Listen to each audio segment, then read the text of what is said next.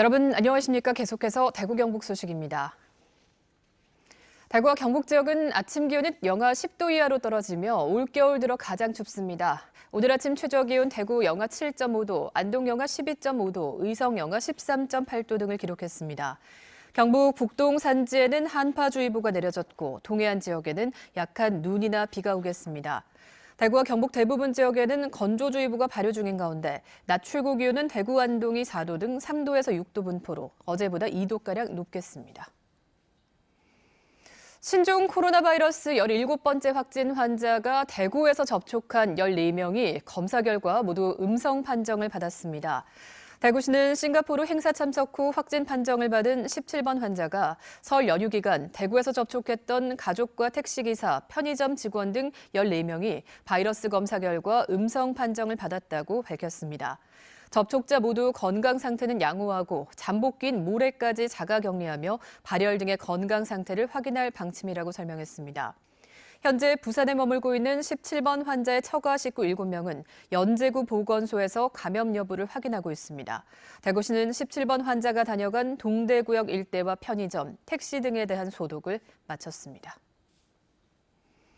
그런데 혈액 보유량이 하루치도 남지 않았습니다. 신종 코로나 바이러스 감염을 우려해서 헌혈자가 급감한 탓인데 급하게 수혈이 필요한 경우에는 대처가 어려울 수 있어 당국이 비상에 걸렸습니다. 보도에 손은민 기자입니다.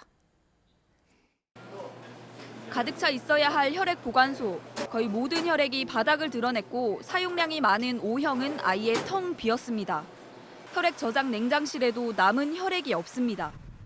여기에도 한 3분의 2 정도가 혈액이 차서 좀 선입선출로 계속 이렇게 갖는 부분인데 지금은 뭐 하루 정도를 가지고도 좀 버티기 힘든 상황. 대구 경북 혈액원이 가지고 있는 혈액은 어제 오후 3시 기준으로 0.91분.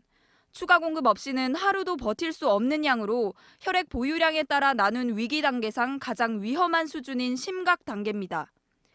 혈액 수급에 비상이 걸린 건 겨울철이 헌혈 비수기인데다 신종 코로나 바이러스 감염증까지 겹친 탓입니다. 지역사회에서 추가 감염 우려가 커지면서 군부대나 기업 등 단체 헌혈 행사가 줄줄이 취소되고 개인 헌혈자도 발길을 끄는 겁니다. 유동인구가 많은 동대구역에 나와 있는 헌혈버스입니다. 평소 같으면 헌혈하려는 사람들이 많이 찾을 오후 시간대지만 지금은 이렇게 헌혈자 하나 없이 텅 빈 모습입니다. 도심 곳곳에 위치한 헌혈의 집도 사정은 마찬가지.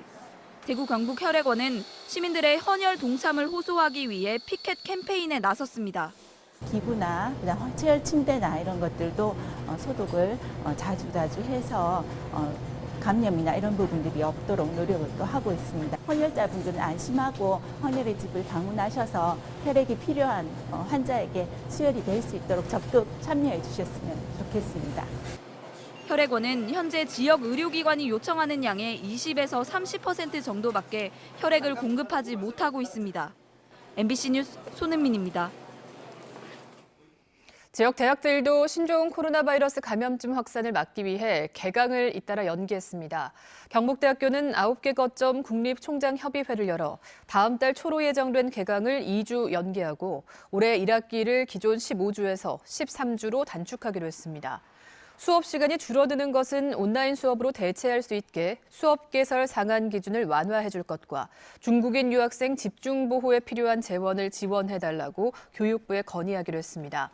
계명대 경일대학교도 다음 달 2일로 예정된 개강을 2주간 연기하기로 한 가운데 지역의 전문대학들도 개강을 연기할 계획으로 알려졌습니다. 이런 가운데 경상북도는 신종 코로나 바이러스 감염증 사태로 어려움을 겪고 있는 지역의 중소기업을 위해서 기업들이 금융기관에 빌린 돈의 대출이자를 지원합니다. 한 기업당 대출금 최대 5억 원까지 대출이자 3%를 지원하며 지원하는 대출 금액의 총 규모는 300억 원입니다. 중국과 수출 실적이 있거나 중국 현지에 공장이나 지사가 있는 기업, 소재 부품 장비 기업이 지원 대상입니다. 어젯밤 11시쯤 영천시 청통면의 한 주택 옆 창고에서 불이 나 창고 내부와 농기계 등을 태우고 600만 원의 재산 피해를 낸 뒤 20분 만에 꺼졌습니다. 경찰은 창고 안 화목 보일러에 남아있던 숯에서 불이 시작된 걸로 보고 있습니다.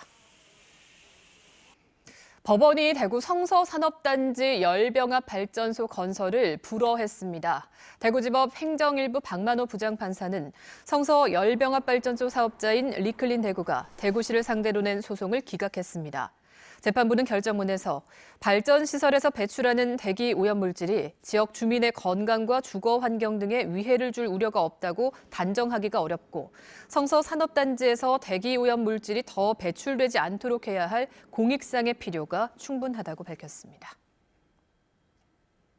MBC 930 뉴스를 마칩니다. 시청해주신 여러분 고맙습니다.